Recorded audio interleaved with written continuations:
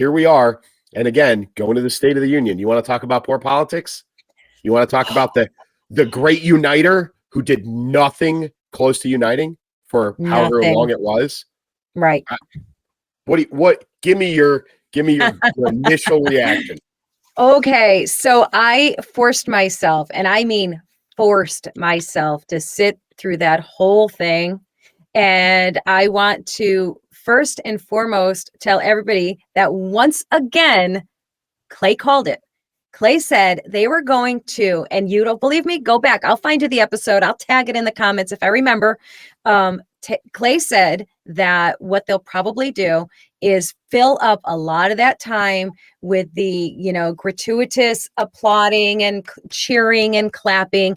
And guess what? They did. That's exactly what they did. Every time he said, mumbled a sentence, oh, yay, everybody stood up and applauded. And, Kamala was the jack in the box, bing, bing, bing, up every 2 seconds. And, so all of those things. But what I did, this is very cheeky, guys, and some of you may have already seen this.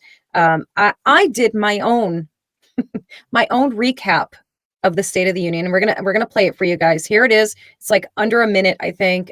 Here's your recap. Here's everything you need to know. Here it is. Okay, well, in case you missed the State of the Union address last night because you were doing something more fun and interesting, like, I don't know, watching paint dry, I have a few of the lowlights for you, and it pretty much sums up the entire thing. Here we have Angry Joe yelling at everyone. I say, stop it.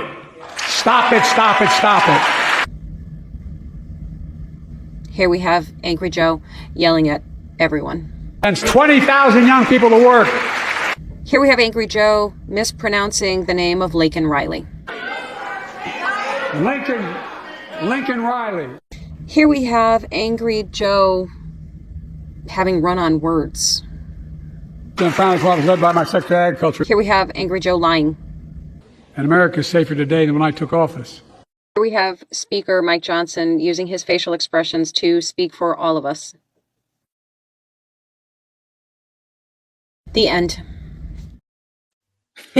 So there you have it. All recap. That's all you need to know. That's all you need to know, guys. Now, obviously I'm somewhat kidding, but that is basically the gist of it. He yelled angrily at the country for the entire time, chastised the right every chance he got. It was ugly. It was anything, like you said, it was anything but a unifying or a rally to unify the sides, the country.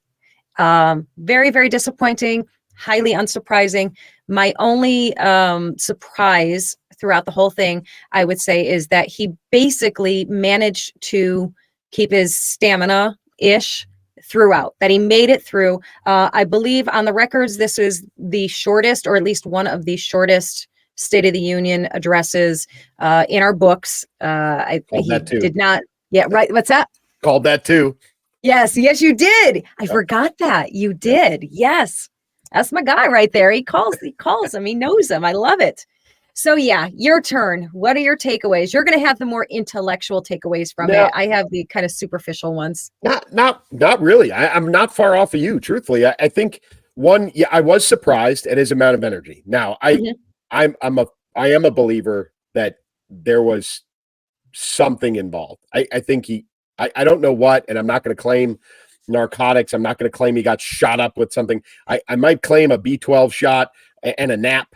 Right. And maybe a good nap. Yep. A Dr. Pepper right beforehand with or a Mountain Dew with some high caffeine or something. But his energy was surprising. It really did shock me. But yeah, it was a campaign speech is what it was. Yeah. It was not a State of the Union.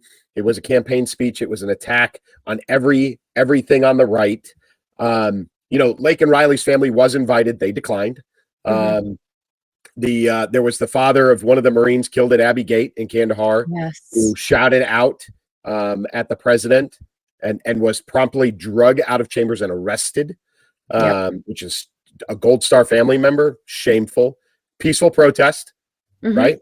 Freedom of speech. right? Right. Maybe people Yeah, are I like, mean, if they're going to, call him out on the shouting and disrupting, I mean, there was shouting going on the entire thing, everywhere, shouting everywhere. So everywhere, he's getting right? singled out for shouting? Yes, right. Interesting. Terrible. Yeah.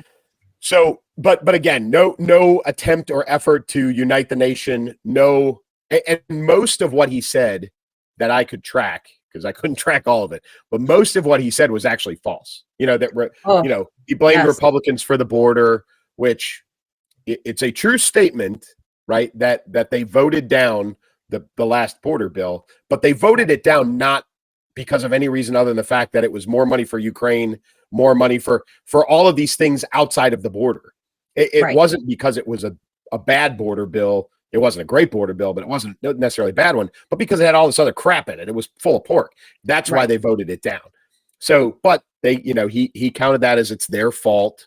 You know what I mean? It was like every opportunity he had to blame Republicans, he blamed Republicans. So it was a campaign speech. It was poorly executed. Everybody saw through it. I don't think anybody, he didn't sway anybody. That's for damn sure. Definitely not. No, in fact, he probably made things worse for himself. But I think the biggest surprise for everybody was everybody expected him to stumble and mumble, and there wasn't as much of that as what I think everybody, including myself, anticipated. So that was a little bit shocking. But he was definitely angry Joe, get off of my lawn. He was that guy, which didn't do anything for anybody. It was actually embarrassing, and it was probably, for everybody who doesn't like and didn't like mean tweets from President Trump, that was a 55-minute mean tweet from President Biden. That's what it was. That's all it was. It was name calling. It was blaming. It was finger pointing.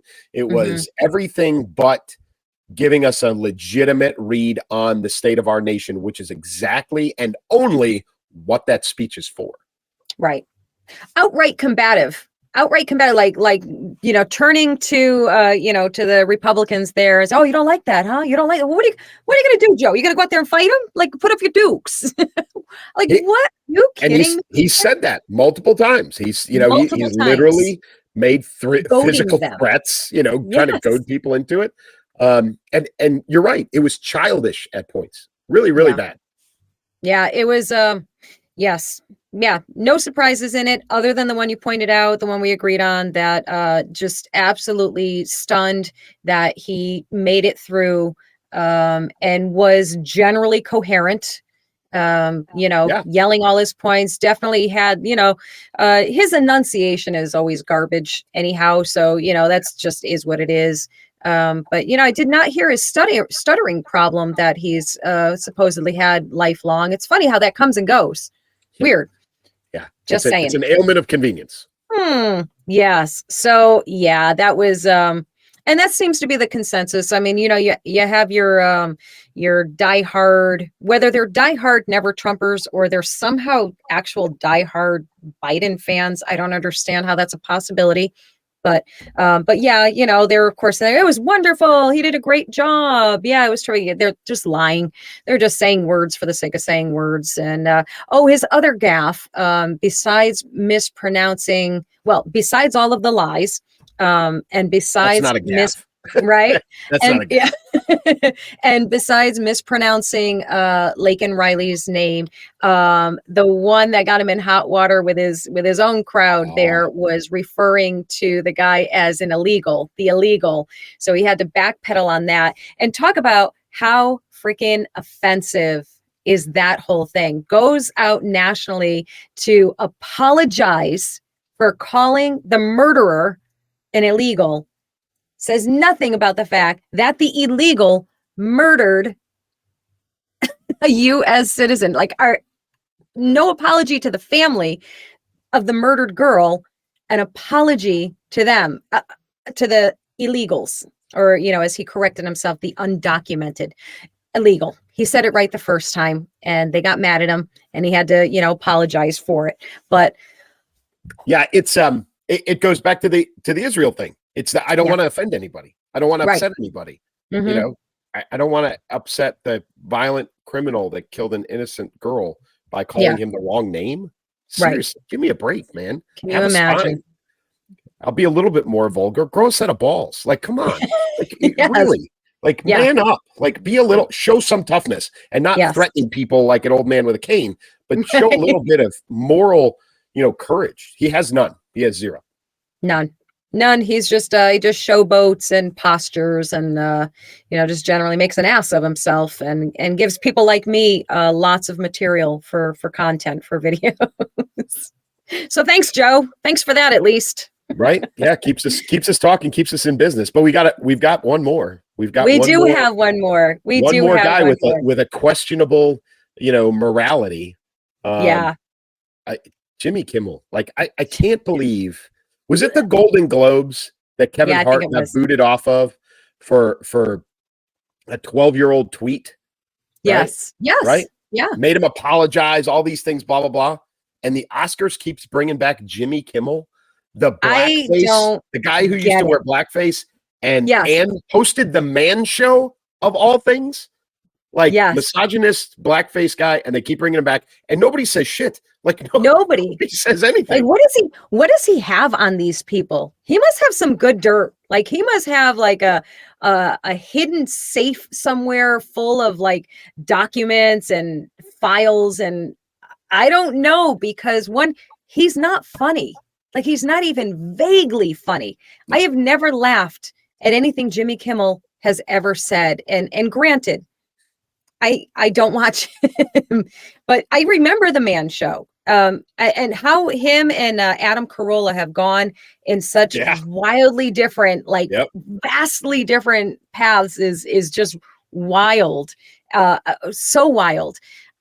He's not a funny guy. He is the guy that did not get canceled for doing, like, in their mind, one of the most extremely bad things you could ever do. And I'm not saying blackface is a good idea by any means.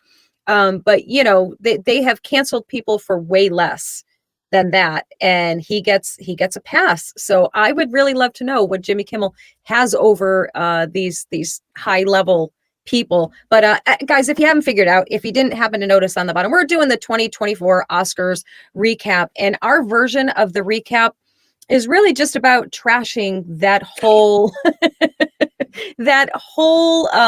entertainment lane, because Clay and I already discussed that neither one of us watched it. I won't watch it. You won't watch it. I have zero interest in watching a bunch of overpaid, pampered, spoiled, crybaby whiners pat each other on the back and give each other awards. I love, and I will say the counter to that is, I love movies. I love entertainment. Like I truly do. And I have heard amazing things about Oppenheimer. I've heard that was phenomenal. I'm not saying that I wouldn't see it. I'm not a big boycott person. I'm not interested in cancel culture. If I don't like something, I simply won't partake in it. Simple as that. I don't need to tell anybody else what they should do or not do.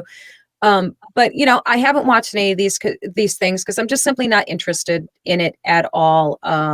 So what I can tell you, the things that I know are the things that I just did like quick glances at. It was held at the Los Angeles Dolby Theater on Sunday. Some of Hollywood's biggest names walked the red carpet. We don't care. I used to love, so that's the sad thing. I used to actually love watching all that stuff. I used to love, I'm a girl's girl. I used to love the gowns and the elegance and the beauty and the pageantry of all of it. But their excessive self-aggrandizing and falling all over themselves, that did it. And of course, their political, the politicization, the politicization of all of it. Like literally, I would watch that. I would watch a lot of these award shows because, like you, I love entertainment. I love good television. I love great movies. I even love, I don't love modern music, but I like music in general. But I would watch all of these shows if they would just worry about their craft, right, and not the crap that surrounds it with the politics. Literally, get Kimmel off the stage, put somebody up there who's not political, right? Just put somebody up there who's funny. Billy Crystal did it for a long time. Very funny, right? Very funny. Didn't offend anybody. Right. And if you want to poke fun at somebody, poke fun at yourselves. Right. Right. Unless you're Chris Rock and then you get smacked in the face, but that's a different discussion. So That's a whole other. it's Right. just safer to target President Trump, who got his own participation trophy, whether you saw it or not. Right. I did not. I did not. Put out a President Trump mean tweet. And at the end of the Oscars, Jimmy Kimmel went on stage and read the mean tweet and fired back at President Trump. You know, because basically boy. Trump said what we said. Jimmy Kimmel, not funny, you know, Not blah, funny. blah, blah, blah, all of those Yeah. things. Kimmel, against all advice, including supposedly his wife, who was like, do not do this. He's like, no, I'm going out there and I'm reading it. Walked out on stage, read it, you know, took a couple of shots at Trump, brought Right. the house down. Everybody's cheering for him, blah, blah, blah, blah, blah. So again, leave the politics out of it.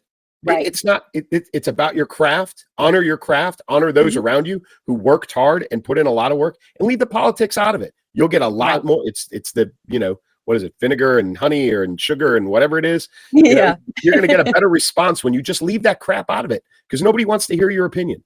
They don't. Right. Yeah. Yeah, we just want to be entertained. You know, everybody's saying that's it. Elvis had it right. Elvis had it right. He was questioned, I think it was like outside of Madison Square Garden after a show, and a reporter was kind of trying to like put him in a corner and ask him a political question. And he said, you know, paraphrasing, of course, he said, I'm just an entertainer. And they, you know, tried to push him on it. And they're like, yeah, but what do you think about, or what do you think about what somebody else said? He's like, just an entertainer. That's it. And, you know, do that, you know, We'd all be better I don't off. know. We'd I all just be want to better watch off. a great We'd all be movie. happier. I want to be preached at, Yeah, you know. exactly. I mean, you're not doing a podcast. You're not doing a social political podcast. You're doing a movie about, you know, in one of the cases about Barbie. Why do I care about your politics? Who cares? Just entertain. That's it. So that is our big soapbox moment. That was our recap for the Oscars. We're basically yelling at them to entertain us. Stop telling us stuff we don't want to hear from them.